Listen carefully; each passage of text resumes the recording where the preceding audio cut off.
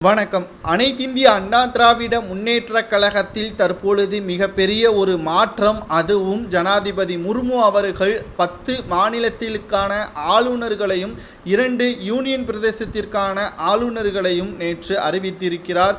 இன்னும் தமிழகம் மற்றும் கேரளம் இந்த 2 மாநிலத்திற்கு மட்டும் தற்பொழுது ஆளுநர்கள் நியமிக்கப்பட உள்ள நிலையில் தற்பொழுது அதற்கான ஏற்பாடுகளும் மத்திய அரசு மும்முரமாக ஏற்படுத்தி வருகிறது. கேரளா ஆளுநராக பன்னீர்செல்வம் அவர்களை நியமிக்கலாமா? ஏனென்றால் அதிமுகவில் பன்னீர்செல்வம் அவர்களது பங்கு மிக முக்கியமாக பேசப்படுகிறது. அது மட்டுமல்ல, அதிமுகவை பொறுத்தளவிற்கு எடப்பாடி பழனிசாமி அவர்கள்தான் தற்பொழுது மிக முக்கியமான அங்கமாக அதிமுகவில் இருக்கிறார். ஆனாலும் அவரது செயல்பாடுகள் அனைத்தும் தோல்வியாகத்தான் முடிந்திருக்கிறது. கடந்த 10 தேர்தல்களிலும் அதிமுக தோற்கடிக்கப்பட்டிருக்கிறது. பன்னீர்செல்வம் அவர்கள் அதிமுகவில் இணைந்தால் வெற்றியடைவதற்கு வாய்ப்புகள் இருப்பதாகவும், ஆனால் பன்னீர்செல்வத்தை ஆளுநர் பதவி கொடுத்து அவரை ஓரம் கட்டிவிட்டால் அவரது தொண்டர்கள் நிச்சயமாக அதிமுகவிற்கு ஓட்டுக்களை செலுத்தாமல் பாஜகவிற்கு ஓட்டுக்களை செலுத்துவதற்கு வாய்ப்புகள் இருப்பதன் காரணமாகவும் இந்த யுக்தியை பயன்படுத்தினால் பாஜக 2வது இடத்திற்கு வருவதற்கு வாய்ப்புகள் இருப்பதாகவும் தற்பொழுது சாதகமாக காய் நகர்த்தி வருகிறது.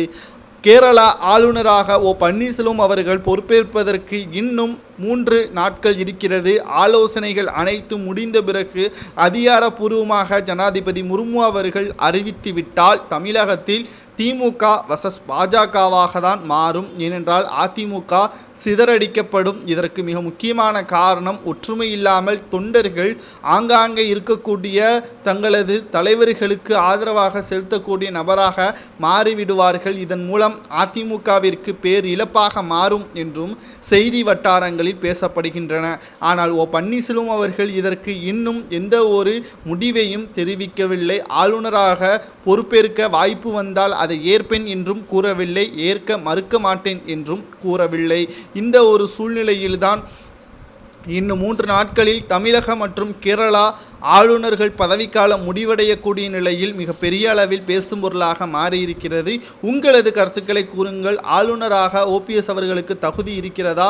பாஜக திட்டம் செல்லுமா என்பதை உங்களது கருத்துக்களை கூறுங்கள்.